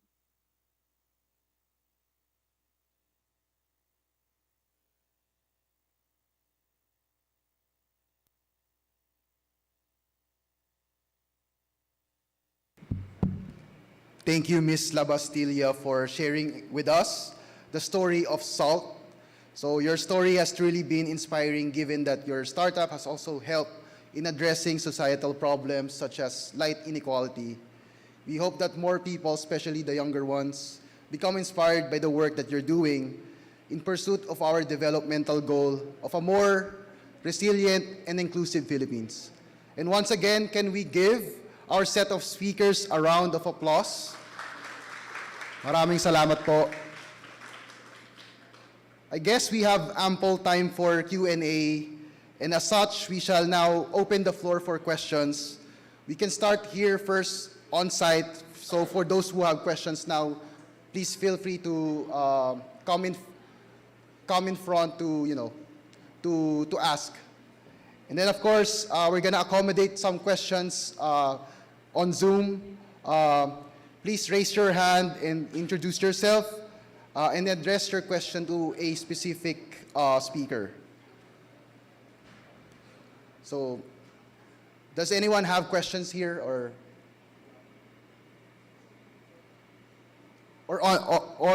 online? Do we have questions?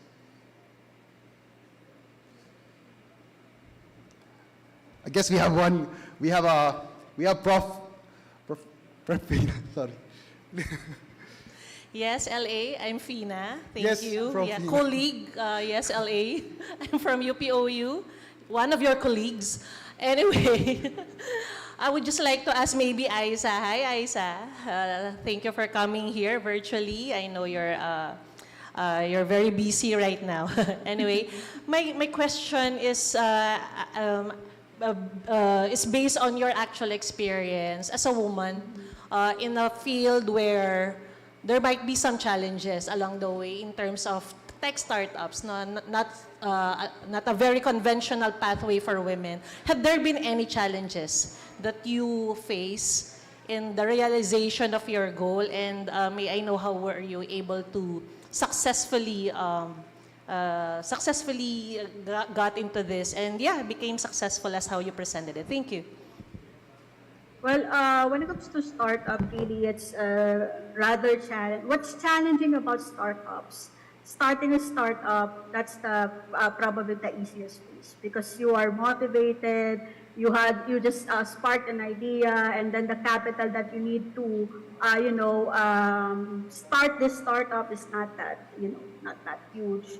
So the biggest challenge probably would be maintaining and scaling the startup. That's where, of course, the problem lies, especially here in the Philippines, because we don't have a lot of venture capitalists who are very, I can say, adventurous when it comes to risking their capital to growing startups. But I can say it's not mainly inclined, the challenge is not mainly inclined because of gender. It's really basically about the startup that you are involved in, the type of startup that you are running. Because based on, if I'm going to share something out of my experience, I didn't feel any discrimination or any challenge just because I'm a female startup founder. In fact, when I was still under the incubation program, there were an adequate number of women co-founders, founders, and women-led startups that also qualified for the program. So I guess what I really wanted to see as a next level is a more successful women-led startup, scaled, or when I say scaled, already done Series A to Series B startup, because that's where the problem lies, and there might be a lot of factors that involve, of course, that is involved. First off, when you're starting a startup, you're probably still single, you know? You're still single, you have all the time, you have all the focus. But then, as you run your startup, you started to get your own family, you become a mother. So those are probably some of the factors that also affect why there are still inadequate amount of really successful big startups that are women-led. Yeah, thank you, Aisa. Take care.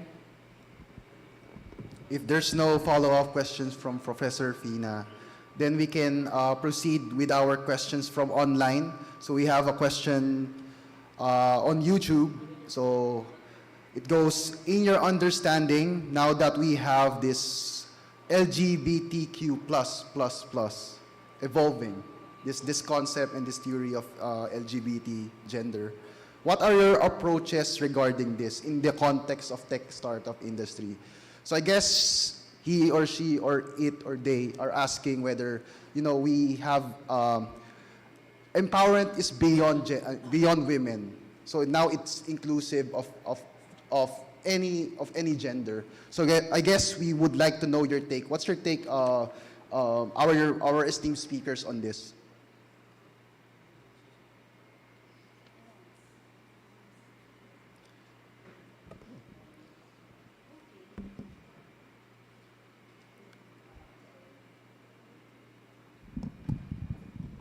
Hello. It's working. Okay, as a matter of principle, we want to build an inclusive society. Okay? And having said so it's not just for women. We also want to include men and all the other, of course, the entire LGBTQIA plus community. So that's a matter of principle. And of course, we would be very delighted if in the process of our research, we will be, hopefully, we get the final approval for the research proposal. If along the way we come across tech startups that are initiated by members of the LGBT community, we would be, that's an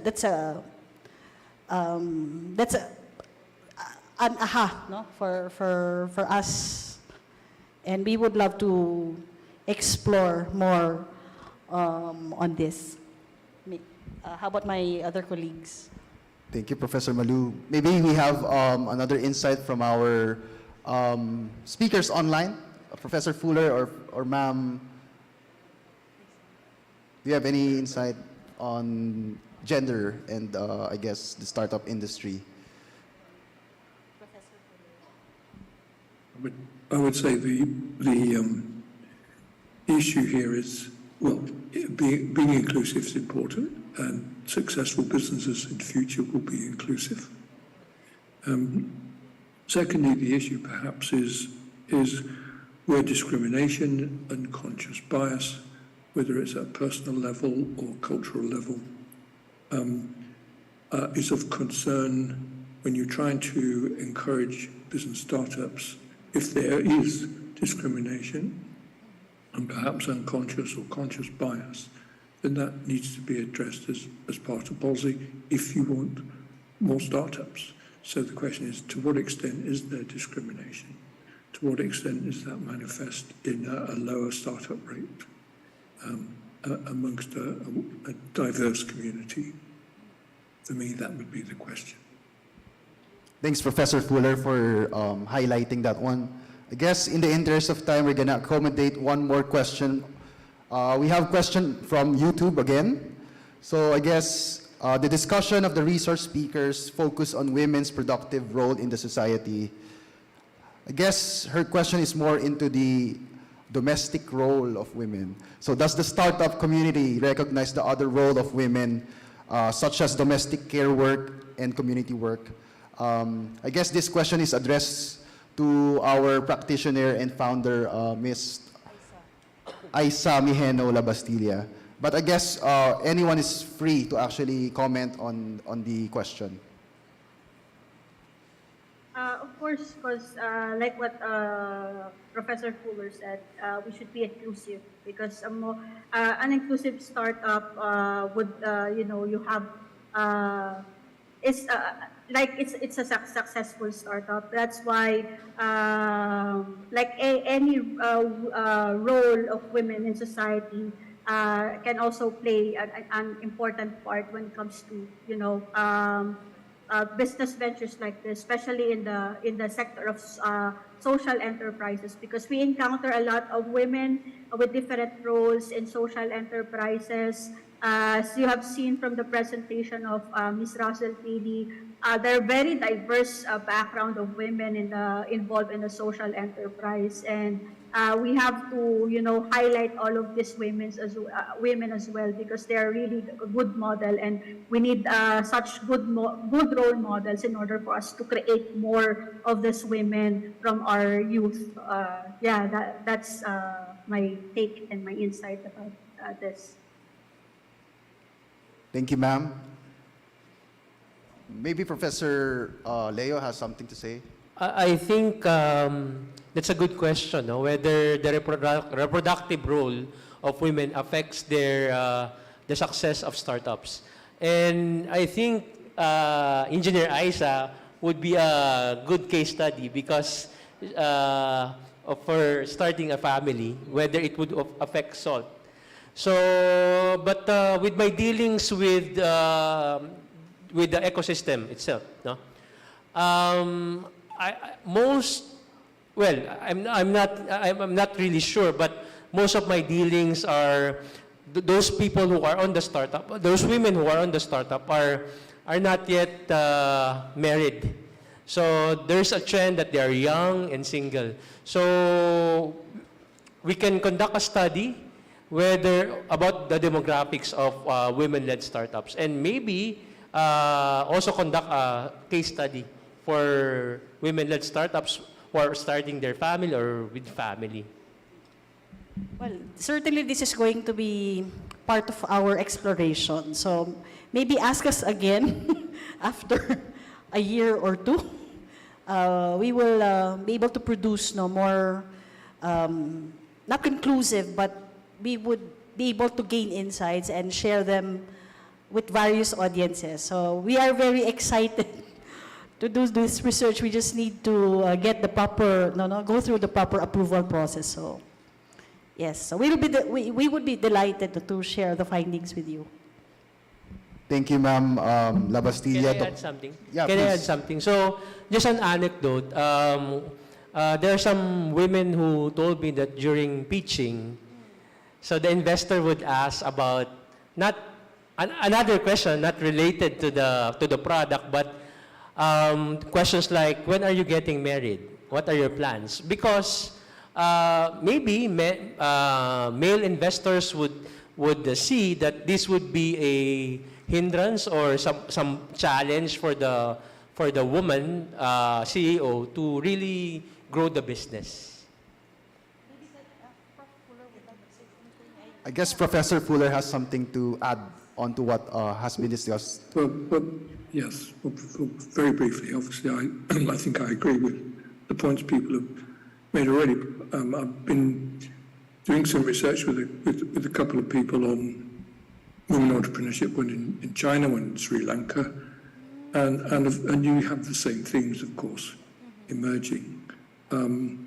So I would say this in other examples, you have social expectations of women to be good wives and good mothers, and that's a kind of code for discrimination, despite the fact that we would all agree with that sentiment, I think. However, so I would wish to turn, I think part of thinking about futures is to reframe reality, to see reality in a different way and to reframe it. So first of all, I would say, to what extent are men being good fathers and good husbands?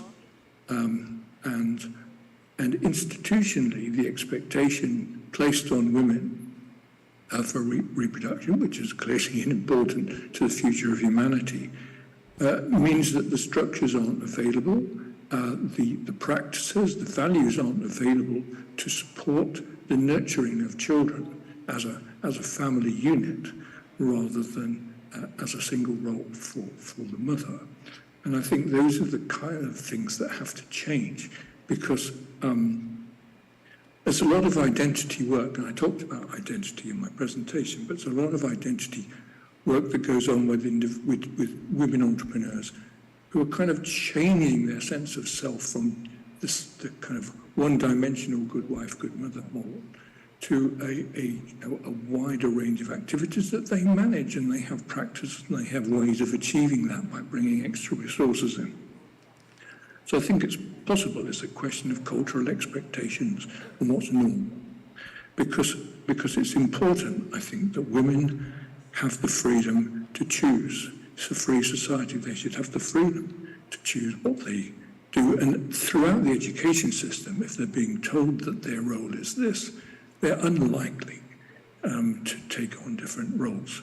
So, it has to start early in the value system, in the education of young people, to be enterprising and to believe, have that self-belief that they have as much right to choose to be simply in a kind of nurturing role, or whether they can expand their role and still be perfectly, good as parents, but to share that in a different way. So I think if it's free, if we're a free society, then we need to be free to choose, and we need to have the competence, the understanding, the values to do that, to help us. And it's brilliant that the Magna Carta for women, kind of reflects that. I think that's fantastic, by the way. Brilliant. Thank you, Professor Fuller. I guess we have Professor Fina. She has something to add on to what. This will be very, very brief. I will promise. I hope. I'm just so sad to hear about, for example, the anecdotal sharing of Dr. Leo. That's part of the question in the pitching, because that's a form of gender-based discrimination if that question is only asked to women, right? Are we asking the same to men? Is it a part of the issue to be providing investment and support if the woman is already married or is planning to get married? Because if yes, that's a gender-based discrimination. I mean, blatantly, if I may say so. And because in the first place, reproductive role should be shared, should not be carried alone by a woman. So that will be my brief comment on that. I cannot sleep if I won't be able to say it. Thank you. Thank you, Professor Fina. That has been really insightful. I guess the question and answer sort of like reminds me and sort of like extends to what Professor Fuller has discussed earlier in relation to institutions. So as we all know, my background is in political economy, and institutions is beyond formal rules, beyond formal laws, but it also extends to culture, including social roles and identity. I guess, so I agree with you, Professor Fina. So thank you for sort of like surfacing that insight. Professor Leo, you have something to say? I guess we can move on to, we have more questions online. I guess we can accommodate 2 more if we, we can already, I guess, we can already, in the interest of time, we can already conclude the Q&A portion. So I guess we end on that note that institutions are not just formal, but it also extends to cultural, social dimensions in the society. So we sort of like hope for a better Philippines, a more inclusive, a more resilient, a more developed Philippines as we go forward. So with that, we end our Q&A. Thank you so much for all the questions, and thank you so much for the answers too. Unfortunately, we need to conclude. And at this point, may we call on Dean Dr. Joanne Serrano, the Dean of our faculty, FMDS, and of course, Dr. Fina Flor Thailan, the Director of the Office of Gender Concerns, to award the certificates to our speakers. So please allow me to read the citation. The University of the Philippines Open University Faculty of Management and Development Studies presents this certificate of appreciation to Professor Ted Fuller, Dr. Maria Lourdes Jarabe, Dr. Leo Mendel Rosario, Ms. Russell Pili, and Ms. Isa Labastilla as presenters for Breaking the Glass Ceiling, a forum on women pioneers in the tech startup ecosystem in the Philippines.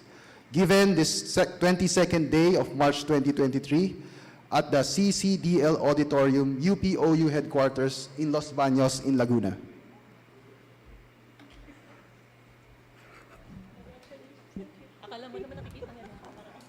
Thank you once again to our dear speakers for gracing and being part of our event. Now we shall move on to the next part of our program in the interest of our time, of course. In line with the Women's Month celebration, the Faculty of Management and Development Studies will be launching an online repository of all gender research of FMDS faculty and staff. And aside from that, the faculty will also offer its first undergraduate degree course, which is the Associate of Arts in Digital Entrepreneurship, or AADE. So to give us a brief background of the gender-focused research, online repository, as mentioned earlier, and of course, further details on the gender-focused repository, and of course, our new program, AADE, let us all watch the following AVPs.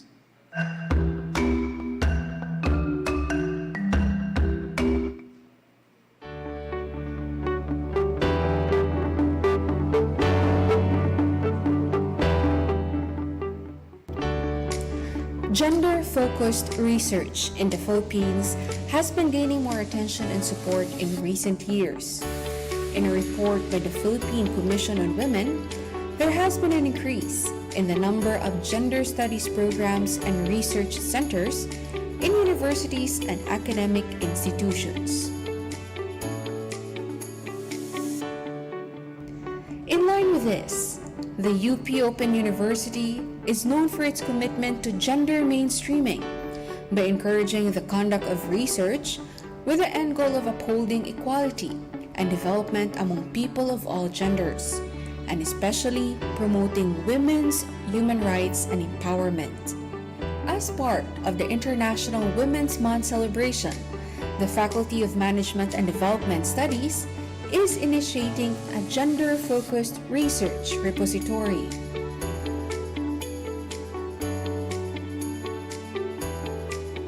In collaboration with UPOU Libraries Upload, the institutional repository, which provides open access database of scholarly outputs including pre- and post-refereed journal articles, conference proceedings, theses and dissertations, working papers, reports, and datasets, a web page will be launched that is linked to the FMDS microsite.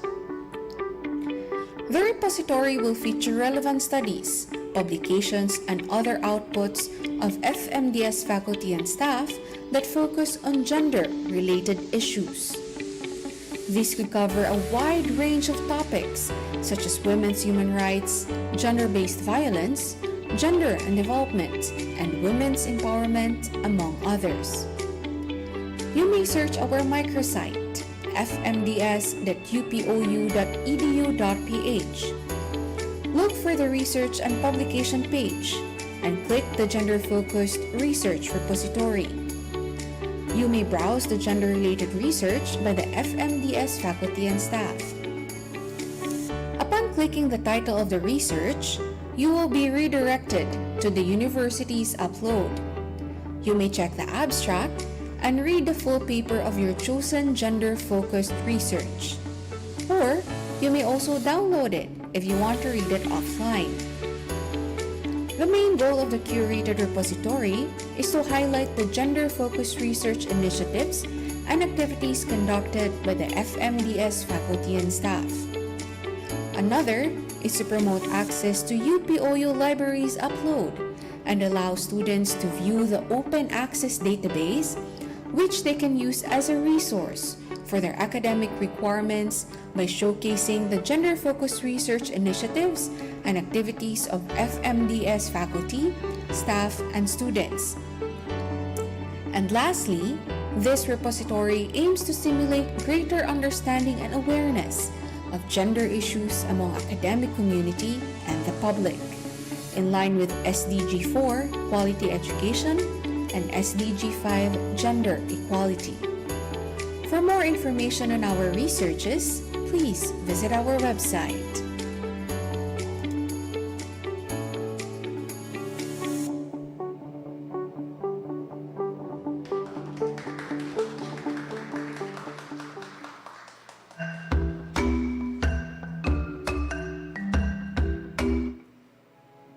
The Associate of Arts in Digital Entrepreneurship is the first undergraduate program offered by the Faculty of Management and Development Studies, UP Open University. The AADE is designed to prepare students for baccalaureate studies, but at the same time equip them to be digital entrepreneurs, or prepare them for employment or careers in a broad range of professions in enterprises, corporations, public and non-government organizations through specialization courses. The Associate of Arts in Digital Entrepreneurship program aims to develop graduates who are able to demonstrate creativity, innovation, and uprightness in discovering, managing, scaling, and transforming business ideas, assets, products, services, and key components into digital. Demonstrate entrepreneurial attitudes, which integrate business ethics, cultural sensitivity, ecological principles, and social responsibility in the digitally adept enterprise, and operate and adopt in a digitally networked and rapidly changing business environment. The program will be offering the following GE courses. Enrollees may also enroll from any of the 3 GE courses electives: Mandated Course, UPOU Common Courses, and the following AADE Core or Concentration courses.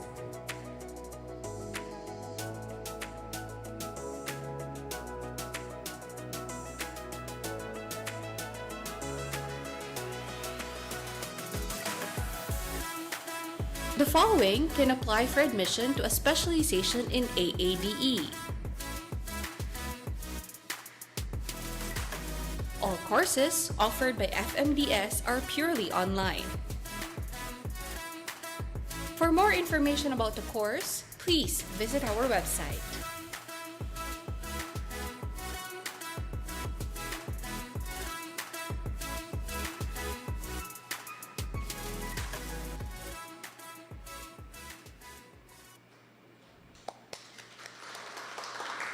Maraming salamat. And to formally close the program, may I call on Dr. Fina Flor Thailand, Director of Office of Gender Concerns and Program Chair of Diploma and Master of Social Work, to give us a closing message. Thank you so much, LA. The policy frameworks, as have been presented, are there to support gender equality and women's empowerment in general terms. But there must be an alignment between policies and their implementation. And if it will help to have specific policies as well and their respective mechanisms to really target and support women in tech startups, that would be better. It is good that we are seeing women's participation in this field for various purposes.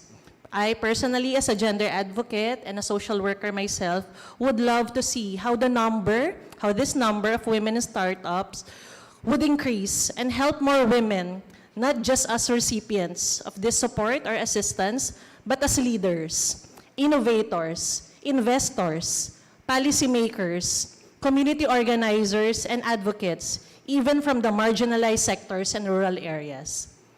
How can we achieve this? Our advocacy and critical engagement would help a lot in this endeavor.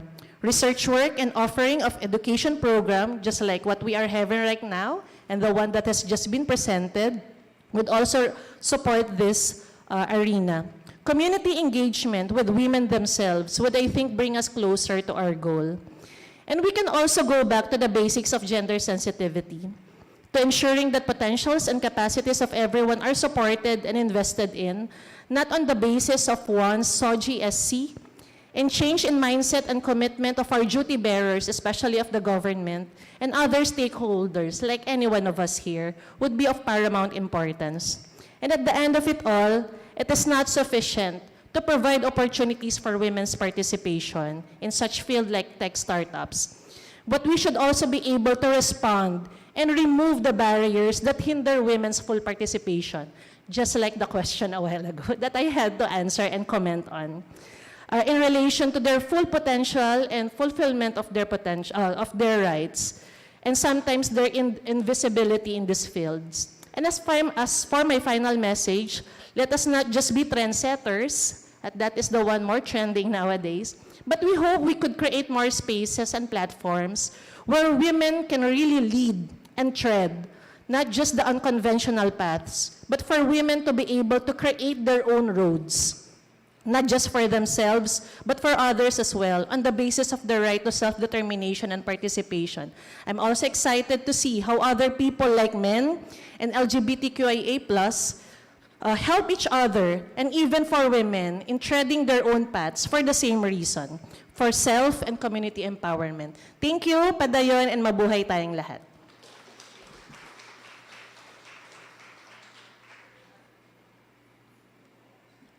Thank you, Ma'am Fina, for that very inspiring closing.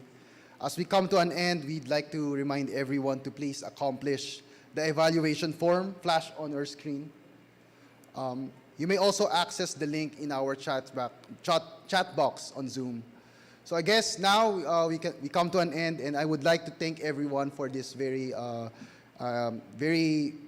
interesting and very insightful forum. Again, thank you everyone for attending our forum. Hanggang sa muli po. Maraming salamat.